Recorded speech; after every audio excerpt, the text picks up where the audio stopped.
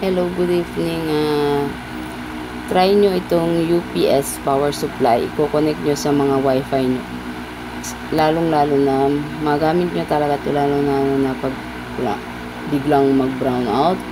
Diyos ko, hindi tayo mapakali pag walang wifi. So, try nyo yan UPS. Power supply, i-connect nyo lang yan sa wifi nyo. Tapos, pag biglang mag-brown out, so, hindi pa rin namamatay, hindi pa rin nawawala yung wifi nyo.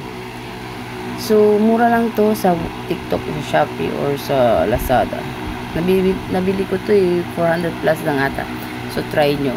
Napakamura, effective pa siya. Mga matatagal siya, mga 4 hours. 7 hours, ganun. 7 hours. Try nyo kung gusto nyo bumili. Effective talaga. Yan ang tips pag example vlog out, tapos kailangan nyo ng wifi. Try nyo na bumili yan, UPS power supply. Ang ganda talaga.